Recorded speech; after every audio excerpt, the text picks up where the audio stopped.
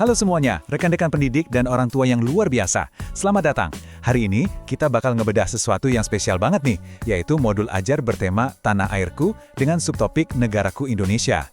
Kalau Anda lagi nyari cara gimana sih ngebangun rasa cinta tanah air buat anak-anak usia dini yang interaktif dan pastinya nggak ngebosenin, Anda ada di tempat yang tepat. Yuk kita mulai.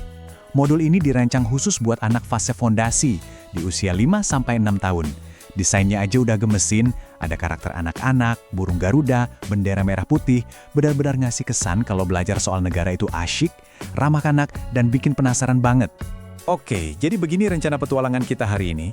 Kita bakal mulai dari pengenalan dan tujuan modul, lanjut ke prinsip pendekatan deep learning, ngebahas detail petualangan belajar 5 hari, ngelihat penutup dan asesmen anak, sampai akhirnya ditutup dengan refleksi untuk para guru.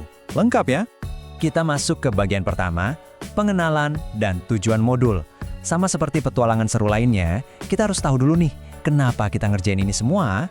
Jadi, ada 3 tujuan utamanya.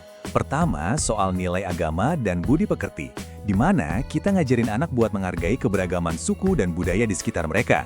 Kedua, jati diri. Ini buat ngebangun rasa memiliki dan bangga sebagai anak Indonesia. Dan ketiga, literasi dan STEAM, buat mancing rasa ingin tahu mereka lewat pengenalan simbol-simbol negara kita. Kombinasi yang pas banget kan buat ngebentuk karakter sekaligus ngenalin keterampilan dasar? Lanjut ke bagian 2, prinsip pendekatan deep learning. Nah, setelah tahu kenapanya, sekarang kita ngomongin bagaimananya. Gimana caranya bikin konsep negara yang agak abstrak ini bisa benar-benar nempel di ingatan anak-anak? Jawabannya ada di 5 prinsip pembelajaran mendalam atau deep learning ini. Mulai dari keterlibatan aktif, koneksi dan relevansi, refleksi, umpan balik konstruktif, sampai eksplorasi dan penemuan. Intinya, kita ngubah ruang kelas yang tadinya cuma buat menghafal, jadi area penemuan yang interaktif. Jadi, sebagai guru, kita nggak cuma bilang, wah bagus gambarnya, tapi kita bantu mereka paham kenapa karyanya itu keren. Kita kasih ruang luas buat mereka nanya dan eksplorasi sendiri. Dan peta konsep ini benar-benar brilian buat gambarin semuanya. Lihat deh, gimana tema Negaraku Indonesia di tengah itu nyambung rapih ke negara dan bendera, lambang negara, Pancasila, sampai ke ide soal aku anak Indonesia dan bersatu di tanah airku. Ini ibaratnya kompas buat Bapak Ibu guru, biar kita tetap fokus sama tema utama, tapi semua elemen penting tentang kebangsaannya juga dapet.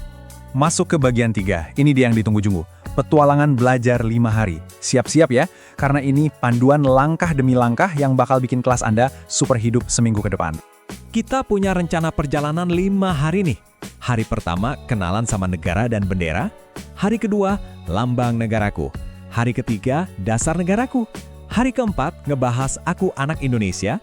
Dan ditutup di hari kelima dengan bersatu di tanah airku. Alurnya kerasa natural banget kan? Dari pengenalan visual di awal, pelan-pelan masuk ke pemahaman budaya yang lebih dalam.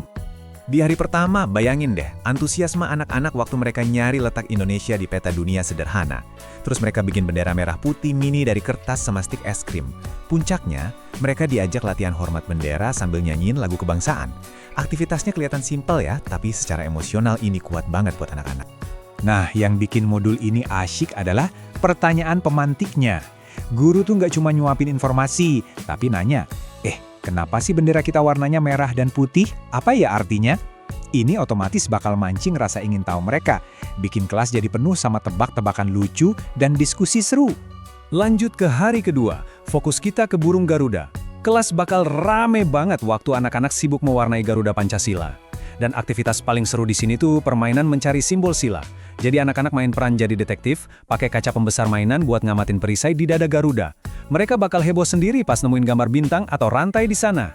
Pertanyaan pemantik di hari kedua ini juga ngena banget. Bagaimana perasaanmu kalau kamu punya lambang sehebat burung Garuda? Pertanyaan ini ngebawa simbol negara langsung ke hati anak-anak.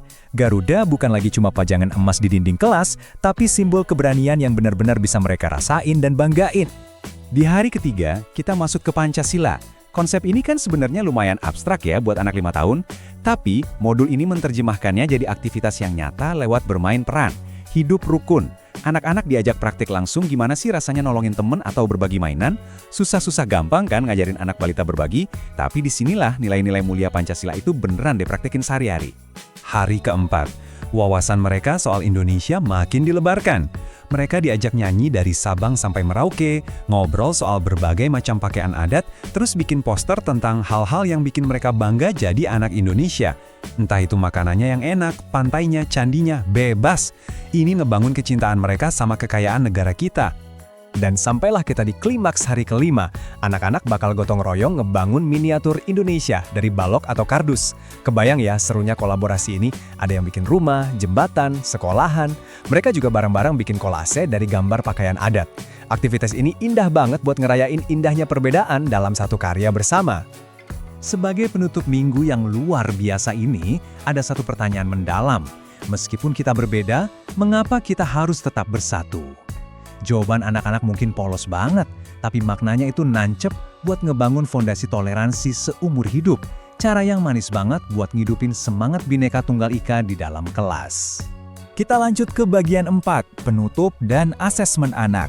Nah, setelah seminggu penuh main dan belajar seru, gimana dong cara ngukurnya? Modul ini udah nyiapin panduan asesmen yang super gampang dan nggak bikin pusing. Ada 4 metode asesmen praktis di sini. Bapak Ibu guru bisa pakai observasi buat ngelihat langsung keaktifan anak, lalu hasil karya buat bukti fisik pencapaian mereka.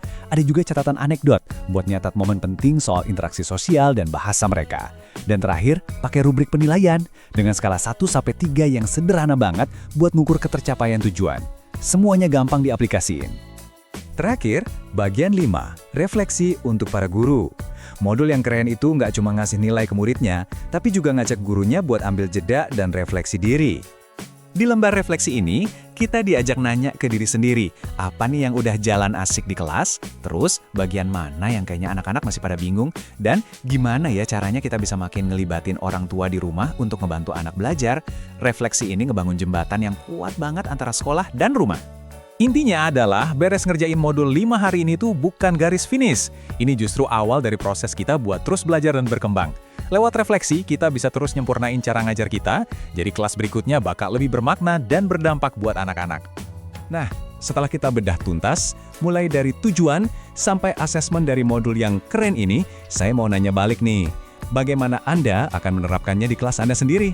Peta jalannya udah jelas banget, aktivitasnya seru, dan landasannya kuat. Sekarang tinggal giliran Anda buat bawa keseruan ini dan bikin anak-anak makin bangga jadi anak Indonesia. Semoga ulasan ini menginspirasi ya. Selamat mengajar dan sampai jumpa!